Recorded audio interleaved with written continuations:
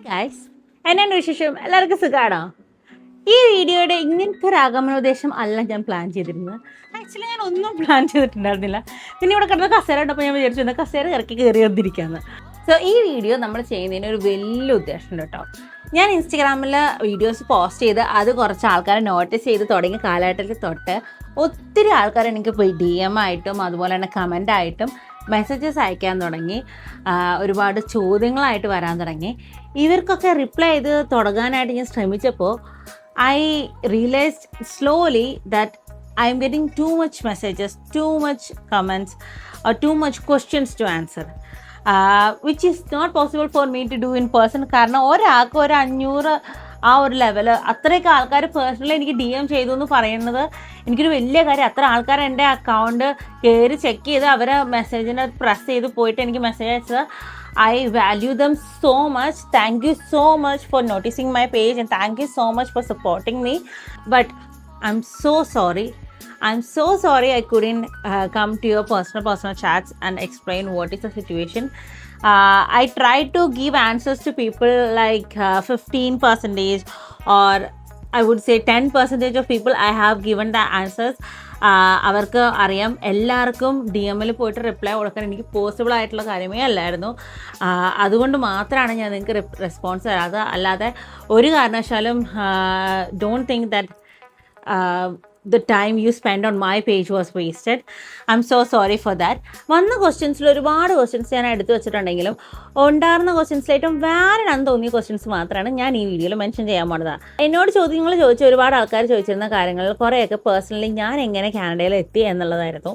അതുപോലെ തന്നെ കുറേ ആൾക്കാർ എങ്ങനെ ട്രക്ക് ഡ്രൈവർ ആവാം, ട്രക്ക് ഡ്രൈവിംഗ് ലൈസൻസ് എടുക്കാൻ പാടാണോ, ലൈസൻസ് എടുക്കാൻ ചെയ്യേണ്ടത് എന്താണ്, ലൈസൻസ് കിട്ടാൻ എത്ര രൂപ മുടക്കുണ്ട്, ഏജൻസീസ് ആരെങ്കിലും അറിയോ, ആരെങ്കിലും ജോലി കൊടുക്കുന്നതായിട്ട് അറിയോ, ആരെങ്കിലും ഏതെങ്കിലും ട്രസ്റ്റ് വർത്തി ആയിട്ടുള്ള ഏജൻസീസ് ഉണ്ടോ, അതുപോലെ തന്നെ ആർക്കെങ്കിലും ജോലി വാങ്ങിച്ച് കൊടുക്കാൻ എന്നെക്കൊണ്ട് പറ്റുമോ, എന്താണ് വിസയുടെ സിറ്റുവേഷൻ, എന്താണ്, എങ്ങനെ ഒരാൾക്ക് ഇങ്ങോട്ട് കാനഡയ്ക്ക് വരാം. അങ്ങനെ എൻ്റെ ദൈവമേ, I was showered with questions. അത്രയും ക്വസ്റ്റ്യൻസ് ഒന്നും അറ്റ് എ ടൈം എൻകൗണ്ടർ ചെയ്യാനുള്ള ശക്തിയുള്ള ഒരാളെന്നല്ല ഞാൻ. കുറേ ആൾക്കാർക്കൊക്കെ ഞാൻ ഇൻ പേഴ്സൺ പോയി റെസ്പോണ്ട് കൊടുത്തെങ്കിലും അവരൊക്കെ ആണെങ്കിലും ഇപ്പം നമ്മളൊരാൾക്ക് ഒരു മെസ്സേജ് നിർത്താൻ നമുക്ക് പറ്റില്ലല്ലോ. ഒരു മെസ്സേജ് അയക്കും, പിന്നെ അതിന് റിപ്ലൈ എടുക്കും, അടുത്ത ക്വസ്റ്റ്യൻ ചോദിക്കും, അതിന് റിപ്ലൈ എടുക്കും, അടുത്ത ക്വസ്റ്റ്യൻ ചോദിക്കും, അതിന്.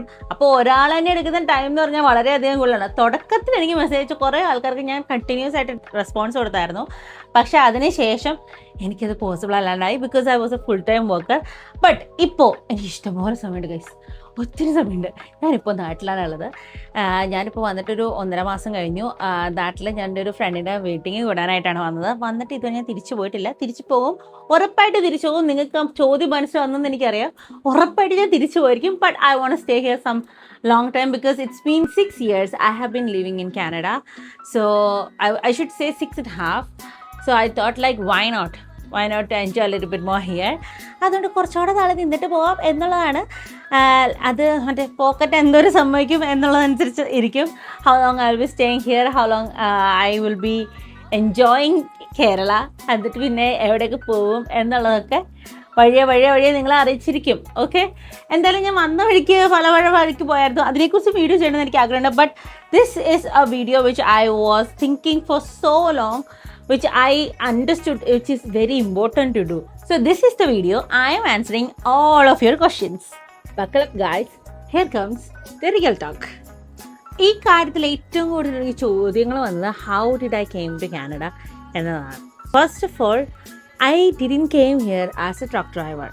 I came here as a student, as I said already, 6.5 years before.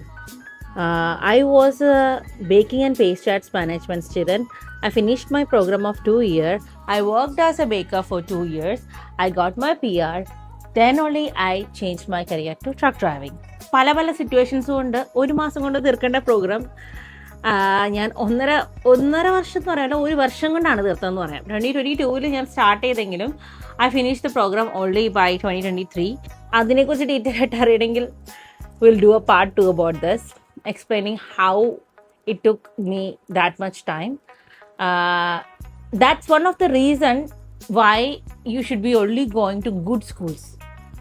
ഒരുപാട് ട്രക്ക് ഡ്രൈവിംഗ് പരസ്യങ്ങൾ ആയിട്ട് ആൾക്കാർ വരും. പൈസ കുറവുള്ളത് ഇപ്പം ഒരു $4,500 $5,000 എന്നൊക്കെ പറഞ്ഞ് വരുന്ന ആൾക്കാരുണ്ട്. But legally and generally it costs you $10,000, which is 6.5 lakh Indian money. So to become a truck driver in Canada, you need to get the license. Also, you have to have G license, which is a full driving license for cars. Even some kind of trucks you can drive under that in Canada. This is specifically for Ontario I am talking. Ontario ഒരു province മാത്രമാണ്. നമുക്ക് കേരളം എന്ന് പറയുന്ന പോലെ തന്നെ ഒരു സ്ഥലമാണ് Ontario. അപ്പോൾ ഒണ്ടാരിയോയിൽ ഫുൾ കാറിൻ്റെ ലൈസൻസ് ആയിട്ടുള്ള G ലൈസൻസ് ഉള്ള ആൾക്കാർക്കാണ് നമുക്ക് ട്രക്ക് ലൈസൻസിന് പോകാവുന്നത്. ട്രക്ക് ലൈസൻസിന് പോകുന്നതിന് മുന്നേ നമുക്ക് എക്സ്പീരിയൻസസ് ഉണ്ടെങ്കിൽ വളരെയധികം നല്ലതായിരിക്കും. So now the second question, how did I got the visa? I was a student. I was on study permit. Then I transferred myself into work permit when I was done with my studies. Then I got my PR. That's when I started studying trucking. PR കിട്ടുന്നവരെ I was on temporary status. You still can take a truck license even though you are a temporary worker.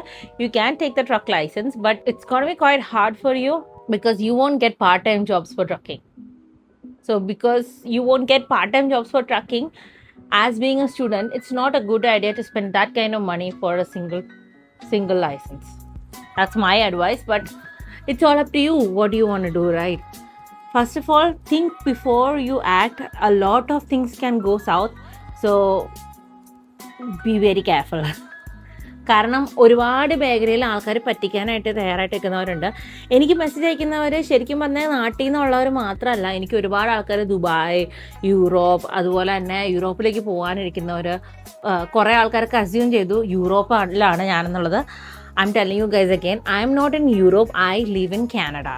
So യൂറോപ്പിലേക്ക് പോകാനുള്ള മാർഗം എന്നോട് ചോദിച്ചാൽ എനിക്കറിയില്ല guys. I'm not a well-educated person about that. Either I'm not a well-educated person about Canadian rules as well. I'm just saying whatever things I know about it. കാനഡയിൽ എത്തിപ്പെട്ട ആർക്ക് വേണമെങ്കിലും ട്രക്കിന് licence എടുക്കാം.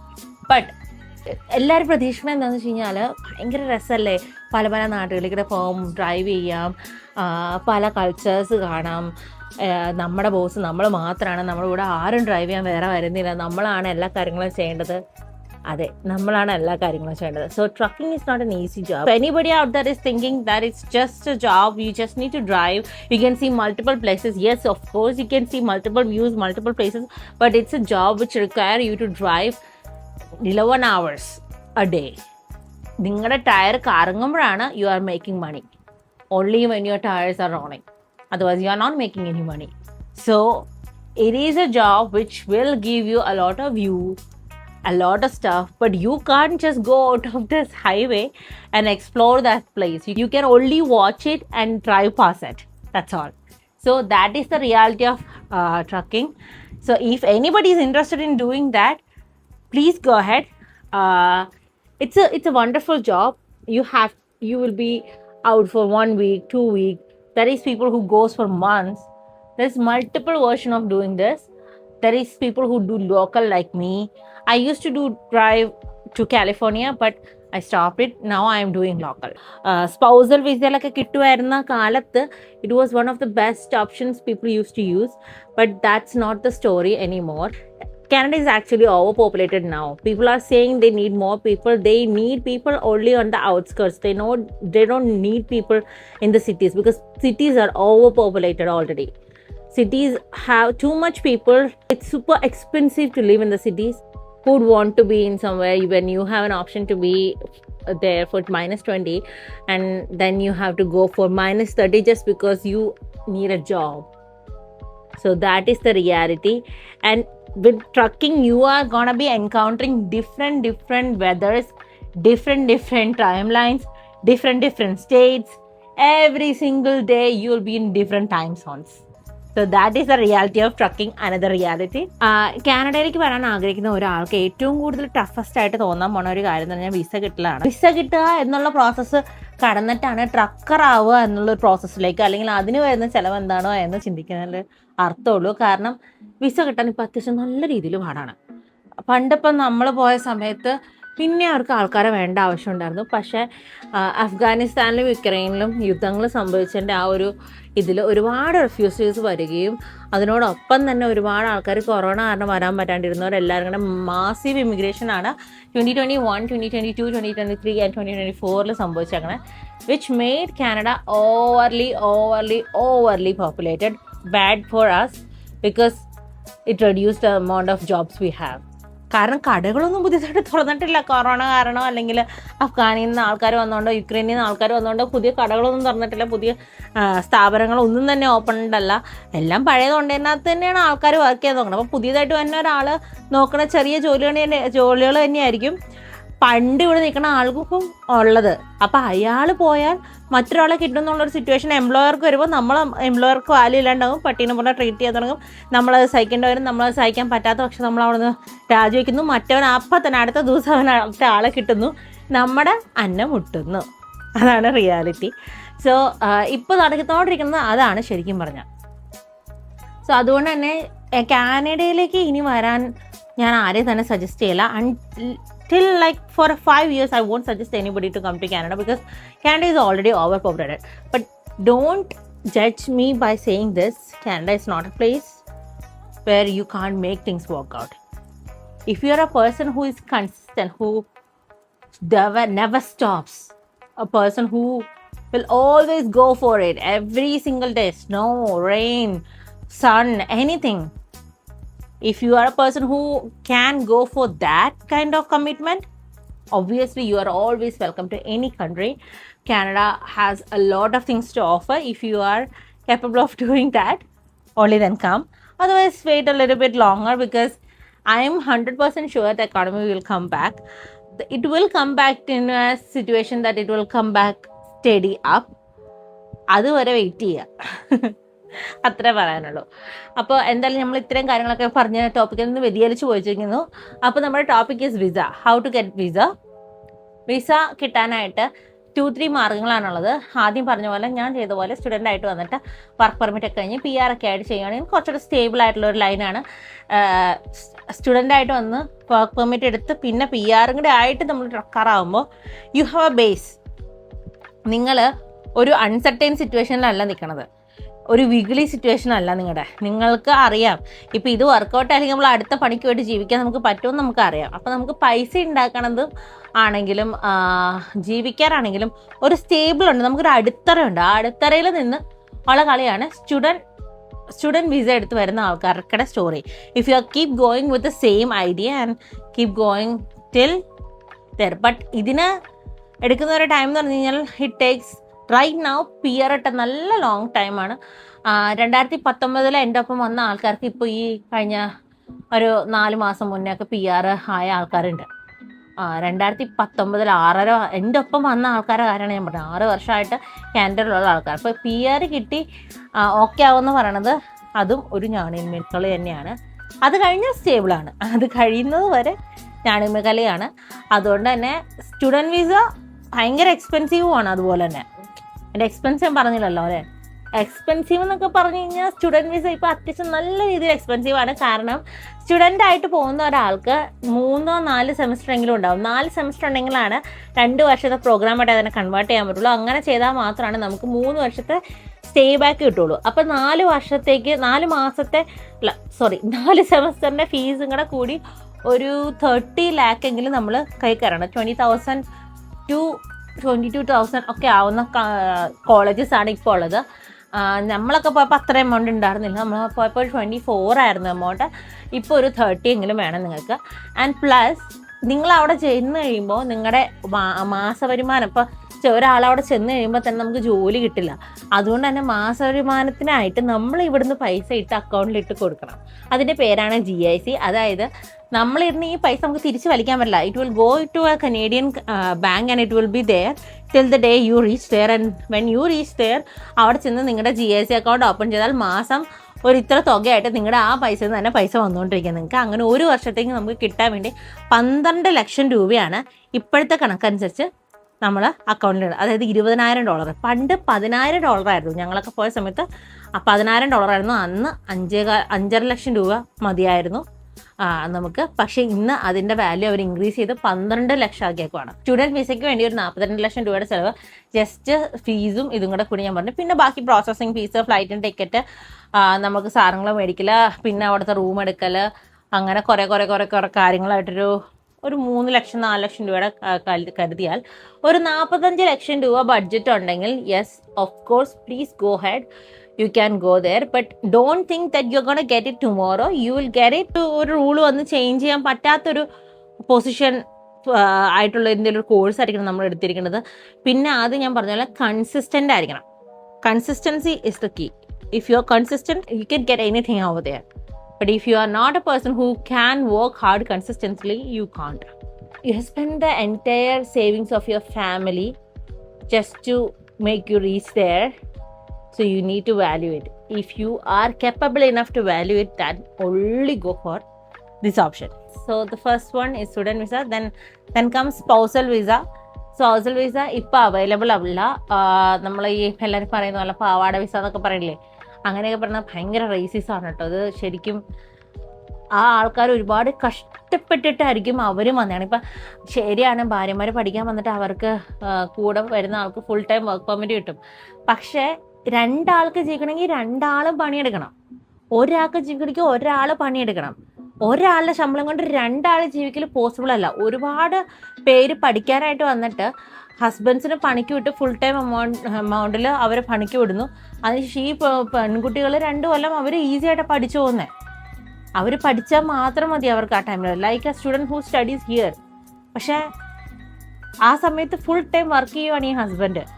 അപ്പോൾ അതുകൊണ്ട് ഒരിക്കലും നിങ്ങൾ അങ്ങനെയൊക്കെ പറഞ്ഞ് അതിനെ ഒരു ബാഡ് ആയിട്ടുള്ളൊരു സാധനമായിട്ട് മാറ്റരുത് പ്ലീസ്. അവരവരുടെ ഫെയർ എമൗണ്ട് നല്ല രീതിയിൽ ഹാർഡ് വർക്ക് ചെയ്തിട്ടാണ് അവരും സർവൈവ് ചെയ്യണത്. So hands of two all of you who ever have done that. Unfortunately recently Canada is not letting anybody come with open work permit as a spouse. People who have been only going for masters in universities can bring their family, like husbands or spouse, which will also cost more money than what I mentioned previously for the student. യൂണിവേഴ്സിറ്റിയിൽ പഠിക്കാൻ പോകുമ്പം 60 ലക്ഷം രൂപയുടെയെങ്കിലും minimum സ്റ്റഡിയുടെ നമ്മുടെ fees, ആ ഒരു fees structure തന്നെ അത്രയും വരും. ബാക്കി ഉള്ള പൈസ പിന്നെ ആദ്യം പറഞ്ഞ 12ഉം അതുപോലെ ട്രാവൽ എക്സ്പെൻസും എല്ലാം കൂടെ കൂടും. അപ്പോൾ ഒരു 75 അത്രയും ലക്ഷം രൂപ ചിലവ് വരുന്ന കേസാണ് ഈ പറഞ്ഞ സംഭവം. അതുകൊണ്ട് സ്പൗസൽ വിസ നിങ്ങൾ റൂൾ ഔട്ട് ചെയ്തോളാം. It's not an option. If you have that kind of money, why you are going bro? Why you are going out of India? You don't have to. If it is about the judgments of people who actually live here, go to Bangalore. കൊച്ചിയിലോ ബാംഗ്ലൂരോ എവിടെയെങ്കിലും പോയിട്ട് ഏതെങ്കിലും ഒരു ഫ്ലാറ്റിൽ നല്ല അടിപൊളിയായിട്ടൊരു flat വാങ്ങുക, settle up and don't talk to the neighbours, don't keep a relationship with them. Then I don't think people will interfere in your life. എൻ്റെ അടുത്ത് പറഞ്ഞുകൊണ്ട് വരുന്നവർക്കൊക്കെ ഞാൻ കണക്കിന് കൊടുക്കാറുണ്ട്. But just for the freedom you are thinking, don't come, because it's more than freedom. It's more than what you earn as money. It's more than everything. You are tying yourself with something you can't even repay. നിങ്ങൾക്ക് കൊടുത്ത് തീർക്കാൻ പറ്റാത്തൊരു ഘടത്തിലേക്ക് നിങ്ങളെ തന്നെ tie down ചെയ്യുമായിരിക്കും ആ ചെയ്യണത്.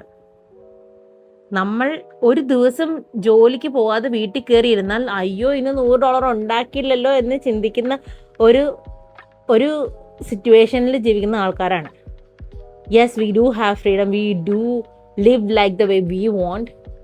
But ഒരു ദിവസം ജോലി ചെയ്യാതെ $100 ഉണ്ടാക്കിയില്ലെങ്കിൽ oh God, I didn't make anything today എന്ന് ചിന്തിക്കുന്ന രീതിയിൽ ജീവിക്കുന്ന ഒരുപാട് ആൾക്കാരെ എനിക്കറിയാം. I should say I am one of like that. I am literally like that. So എനിക്ക് ഒരു ദിവസം വർക്ക് ചെയ്തില്ലെങ്കിൽ എൻ്റെ ഈ മാസം ആ $100 കുറവായിരിക്കുമല്ലോ എന്ന് ചിന്തിച്ച് തന്നെ ഇരിക്കുന്ന ഒരാളാണ്. എന്ന് പറഞ്ഞാൽ ചിലവ് കുറയ്ക്കുന്നല്ല, ചിലവ് നല്ല രീതിയിലുണ്ട്, അതുകൊണ്ടാണ് ഉണ്ടാക്കണത്. നല്ല ചിലവുണ്ട്, അതുകൊണ്ട് നല്ല രീതിയിൽ ഉണ്ടാക്കണമെന്ന് എനിക്ക് അറിയാവുന്നതുകൊണ്ടാണ്. But that is a reality. അപ്പോൾ 75 ലക്ഷം രൂപയൊക്കെ കാശുണ്ടെങ്കിൽ ദൈവത്തെ ഓർത്ത് നിങ്ങൾ അങ്ങോട്ടൊന്നും വരാൻ നിൽക്കണ്ട. ഇവിടെ എന്തെങ്കിലുമൊക്കെ തട്ടിപ്പുട്ടിയൊക്കെ ചെയ്ത് രക്ഷപ്പെടാൻ നോക്കുക. പിന്നെ അടുത്ത ഓപ്ഷനാണ് LMI. LMI എന്ന് പറഞ്ഞ ഓപ്ഷൻ കുറച്ച് നാളായിട്ട് ഒരു വർഷത്തോളമായിട്ട് ക്ലോസ്ഡ് ആയിരുന്നു. ഇപ്പോൾ റീസെൻ്റ്ലി ഓപ്പൺ ചെയ്യാൻ പോകുന്നു എന്ന് പറയുന്നു. 100% നമുക്ക് ട്രസ്റ്റ് ചെയ്യാൻ പറ്റാം. നമ്മുടെ പുറത്തൊരു കൺട്രിയിൽ നിന്ന് ഈ കമ്പനിയിലേക്ക് എനിക്ക് ഇന്ന ആളെ വേണം എന്ന് പറഞ്ഞ് ഹയർ ചെയ്യുന്നത്. അതായത് സാം എന്ന് പേരെടുക്കാം. സാമിനെ വേണമെന്ന് പറഞ്ഞ് ഞാൻ എൻ്റെ കമ്പനിയിൽ നിന്ന് ഗവൺമെൻറ്റിലേക്ക് റിക്വസ്റ്റ് കൊടുക്കുകയാണ്, സാമിനെ തന്നെ വേണം. കാരണം എനിക്ക് സാം ചെയ്യുന്ന ജോലി ചെയ്യാൻ വേറൊരാൾ ഇവിടെ കിട്ടില്ല. അതുകൊണ്ട് എനിക്ക് സാമിനെ തന്നെ വേണം, സാമിൻ്റെ എക്സ്പെർട്ടീസ് തന്നെ വേണം. അങ്ങനെയുള്ളൊരു സിറ്റുവേഷനിൽ അവർ വർക്ക് പെർമിറ്റ് കൊടുത്ത് നമുക്ക് ഇങ്ങോട്ട് വരാം. അതിനുശേഷം വർക്ക് പെർമിറ്റിൻ്റെ കാലാവധി കഴിഞ്ഞ് കഴിയുമ്പോൾ നമുക്ക് എലിജിബിൾ ആണെന്നുണ്ടെങ്കിൽ PR ചേഞ്ച് ചെയ്യാം. LMIA PR വേണ്ടിയിട്ട് 50 പോയിൻറ്റ്സ് LMIA കൊടുക്കുന്നതാണ് എക്സ്പ്രസ് എൻട്രിയിൽ. എക്സ്പ്രസ് എൻട്രി എന്ന് പറഞ്ഞു കഴിഞ്ഞാൽ ഈ നിങ്ങളെല്ലാവരും തന്നെ കേട്ടിട്ടുണ്ടാകും, PR കിട്ടാൻ വേണ്ടിയിട്ട് പോയിന്റ് സിസ്റ്റമാണ്. എക്സ്പ്രസ് എൻട്രിയിൽ കുറേ റിക്വയർമെൻ്റ് ആയിട്ടുള്ള കുറേ റെഗുലേഷൻസ് ഉണ്ടാകും. അതിനെല്ലാം കമ്പയർ ചെയ്തിട്ട് നമ്മൾ ഓക്കെ ആണെങ്കിൽ ആണ് നമ്മുടെ പോയിന്റ് ഔട്ട് ചെയ്യുന്നത്. അത് എക്സ്പ്രസ് എൻട്രിയിലാണ് ഡ്രോ കാണിക്കുന്നത്. LMIA PR ആപ്ലിക്കേഷൻ വെച്ചിട്ടുണ്ടെങ്കിൽ 50 പോയിന്റ് കിട്ടുന്നതായിരിക്കും. അതുവഴി ഒരുപാട് ഒരുപാട് ഒരുപാട് ഒരുപാട് ഒരുപാട് ആൾക്കാർ പറ്റിക്കപ്പെടുന്നുണ്ട് ഇവിടെ. വെറുതെ കാശ് പോണ കളിയാണ്. ഒരു കാരണവശാലും I won't support people who goes for LMIA. It's a risk guys, it's a super risk. നിങ്ങളുടെ കാശ് നിങ്ങൾക്ക് കിട്ടുമോ ഇല്ലയോ എന്ന് അറിയില്ലാത്തൊരു കേസിന് വേണ്ടി ഈ പറഞ്ഞ പോലെ തന്നെ 10-40 ലക്ഷം രൂപ അതിന് മുടക്കേണ്ടി വരും. അങ്ങനെ മുടക്കി പൈസ നഷ്ടം വന്നിട്ടുള്ള ആൾക്കാരെ എനിക്ക് പേഴ്സണലി അറിയാം. അപ്പോൾ be very careful. There is lots and lots and lots of people out there to steal from you. So it's your job to make sure that you don't end up in one of them. ഈ ഏജൻസിൻ്റെ system ഒക്കെ ചെയ്യുന്നത് ഒരു ഭൂരിഭാഗവും student വിസയ്ക്കും എല്ലാ വിസകൾക്കും ഏജൻറ്റുമാരുണ്ട്. ഏജൻറ്റുമാരെയും 100% ഒന്നും നമ്മൾ വിശ്വസിക്കാൻ പാടില്ല. If you guys have any doubts about anything you guys are having, go to IRCC website. IRCCയുടെ വെബ്സൈറ്റിൻ്റെ ലിങ്ക് ഞാൻ ഈ വീഡിയോയുടെ താഴെ മെൻഷൻ ചെയ്തേക്കാം. IRCCയുടെ വെബ്സൈറ്റിൽ പോവുക, അവിടെ സെർച്ച് ചെയ്യുക. അതിനകത്ത് സെർച്ച് ചെയ്തിട്ട് നിങ്ങൾക്ക് മനസ്സിലാവുന്നുണ്ടെങ്കിൽ you can use ChatGPT, you can use Google, you can use different source of informations to search about it and get to know what is happening with you. Please before spending a penny, ഒരു രൂപയെങ്കിലും കൊടുക്കുന്നതിന് തന്നെ അന്വേഷിക്കുക, അറിയുക എന്താണ് നിങ്ങൾ ചെയ്യാൻ പോണേ, എന്താണ് അവർ നിങ്ങൾക്ക് കിട്ടുമെന്ന് പറയണമെന്ന്. കാരണം ഒരുപാട് ആൾക്കാർ അത് ഇത് മാട കൊട മാങ്ങാത്തോലി എന്നൊക്കെ പറഞ്ഞ് പറ്റിക്കുന്നുണ്ട്, ഇപ്പോഴും പറ്റിക്കുന്നുണ്ട്. എന്നും എത്ര പേര് ഇന്ന് ഈ നിമിഷം നമ്മൾ സംസാരിച്ചുകൊണ്ടിരിക്കുന്ന സമയത്ത് ആരൊക്കെ പറ്റിക്കപ്പെടുന്നുണ്ടോ നമുക്കറിയില്ല. So be very careful. People are just there to steal out of you. Especially എനിക്ക് ഏജൻസികളിൽ വലിയ വിശ്വാസമുള്ള ആളല്ല ഞാൻ.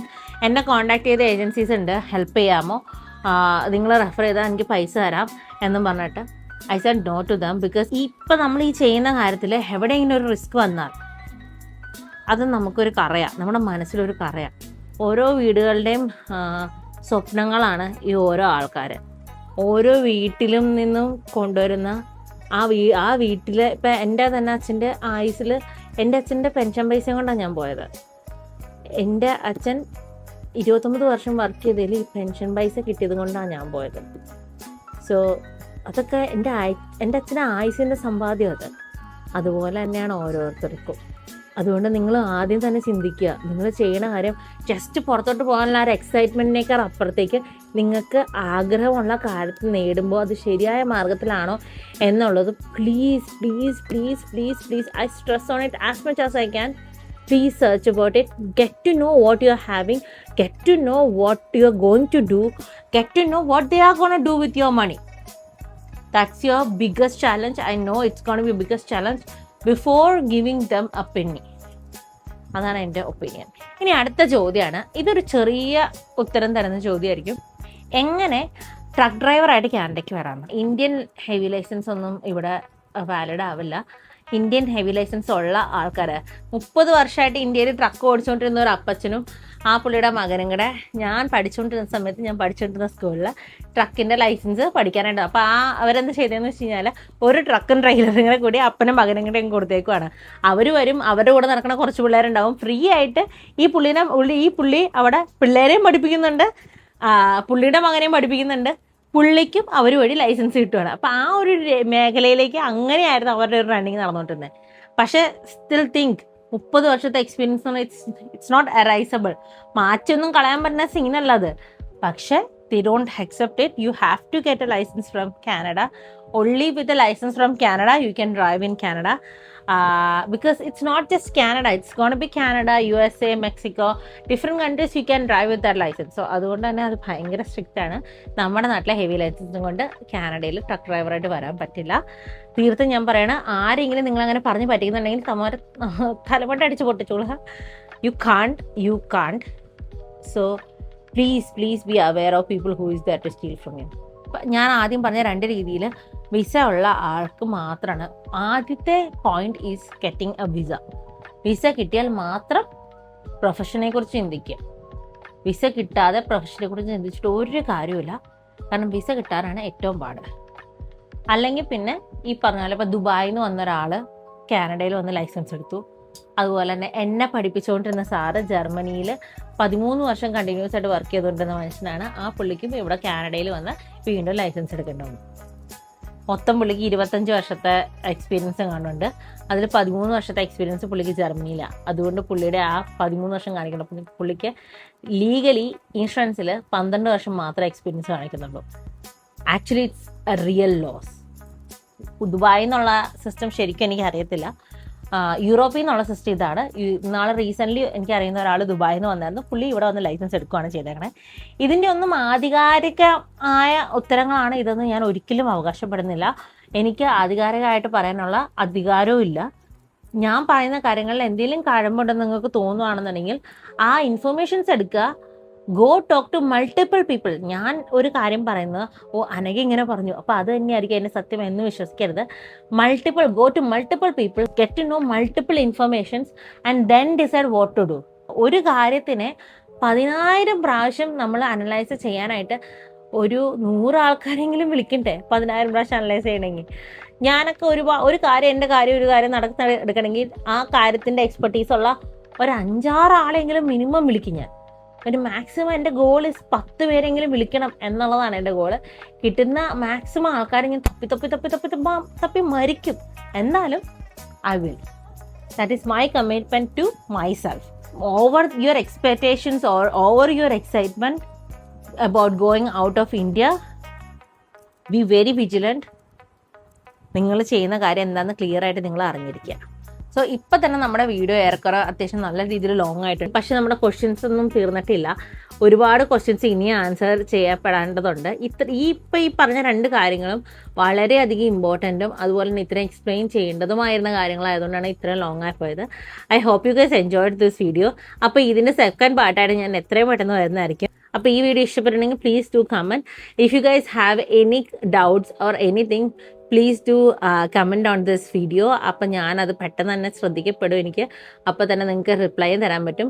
പിന്നെ നിങ്ങൾ എൻ്റെ DM-ൽ വന്ന് മെസ്സേജ് അയച്ചു കഴിഞ്ഞാൽ ഞാനത് കണ്ട് നിങ്ങൾക്ക് റിപ്ലൈ തരുമ്പോഴത്തേക്കും ചിലപ്പം 1 ആഴ്ച 1.5 ആഴ്ചയൊക്കെ കഴിയും. I would personally prefer if you guys can comment on this video, because അതാകുമ്പോൾ ഞാൻ പെട്ടെന്ന് സാധനം കാണും, അപ്പം അതിന് റിപ്ലൈയും കിട്ടും. എനിക്ക് കമൻസിന് അപ്പം തന്നെ നോട്ടിഫിക്കേഷൻ വരും. പക്ഷേ ഇൻസ്റ്റാഗ്രാമിൽ ചാറ്റ് വരുന്നതിന് നോട്ടിഫിക്കേഷൻസ് വരില്ല, എസ്പെഷ്യലി ഓൺ ജനറൽ.